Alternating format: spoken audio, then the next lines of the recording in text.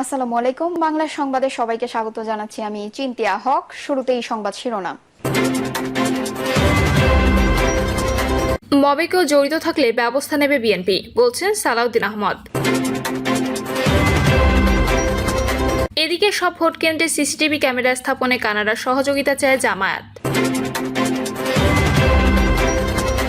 জানাবো, স্বৈরাচারী সরকার তরুণদের ভবিষ্যৎ ছিনিয়ে নিয়েছিল, বলছেন উপদেষ্টা আসিফ। এবং সর্বশেষ জানাবো, মব উৎপাদনের দায় পুরোপুরি সরকারের, বলছেন রাশেদ খান।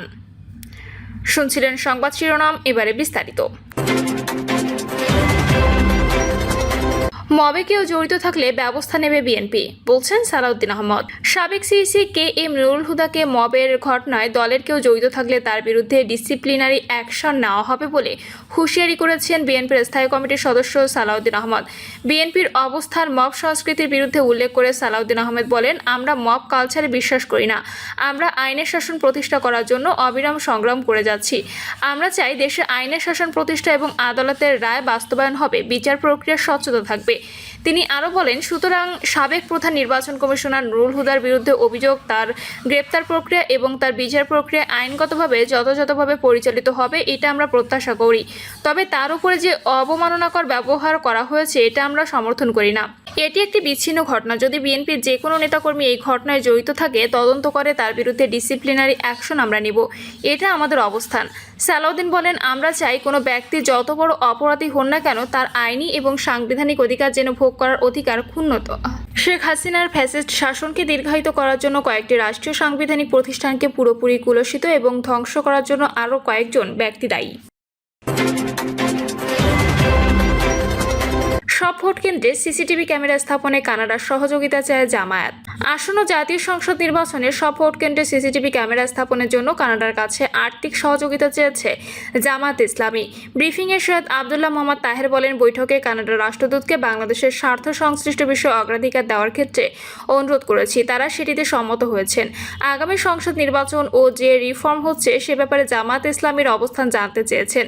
আমরা বলেছি, ঐকমত্য কমিশনের নেতৃত্বে যে সংস্কার প্রক্রিয়া চলছে, প্রায় 30টি রাজনৈতিক দল তাদের দলীয় পথ ও মতের ভিত্তিতে কাজ করছি।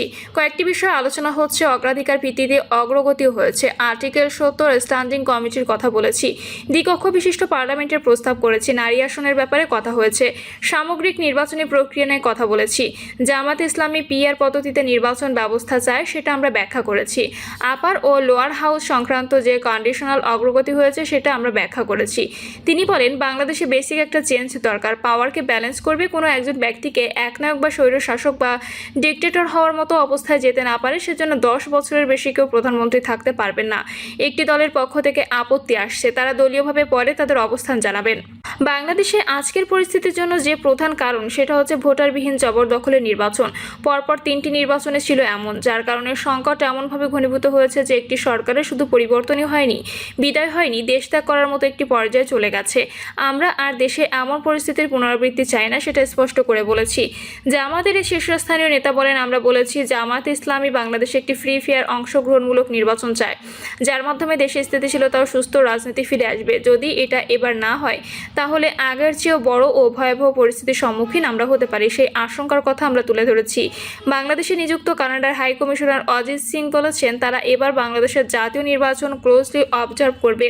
সরকার ও নির্বাচন কমিশনের সামনে আলাপ করবে, নির্বাচনের আগে যাতে লেভেল প্লেয়িং ফিল্ড থাকে এবং নির্বাচন যাতে সুষ্ঠু ও গ্রহণযোগ্য হয়, এ ব্যাপারে তারা তাদের অবজারভেশন ও মতামত দেবেন।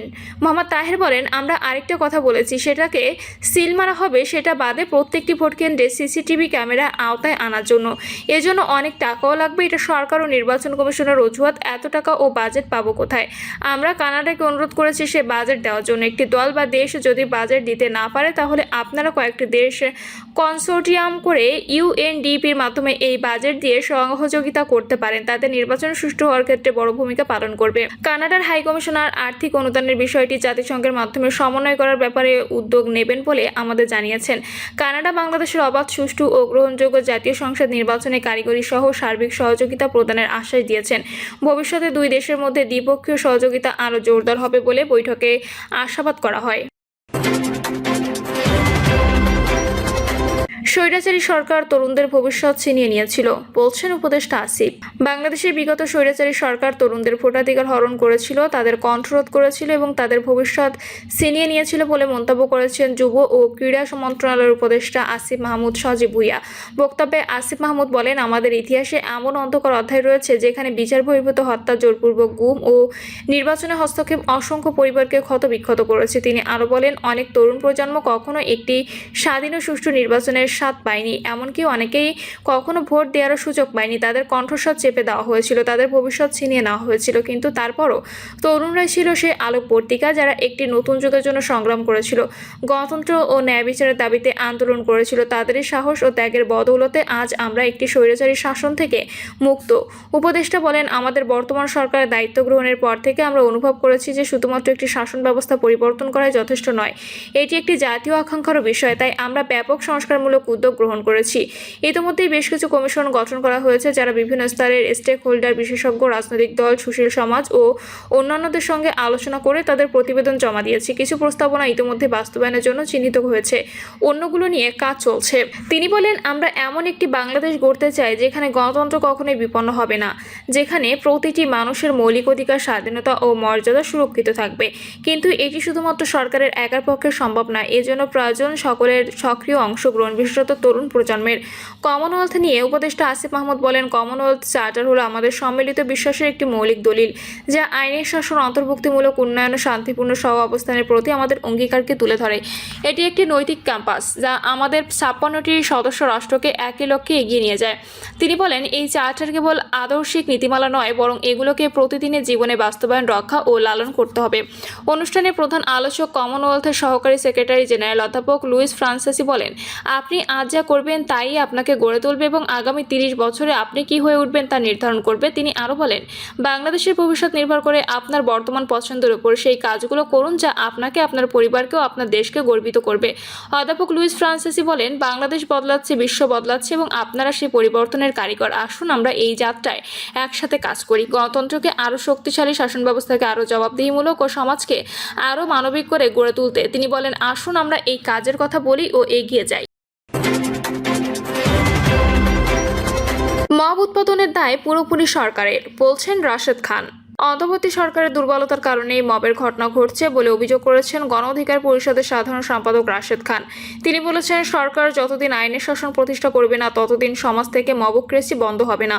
মব উৎপাদনের দায় পুরোপুরি সরকারের। ফেসবুক পোস্টে রাশেদ খান লিখেছেন, গতকাল মবক্রেসির মাধ্যমে লাঞ্ছিতের পর বিতর্কিত প্রধান নির্বাচন কমিশনার গ্রেপ্তার হয়েছে। মবক্রেসি ও লাঞ্ছনার ঘটনা খুবই দুঃখজনক।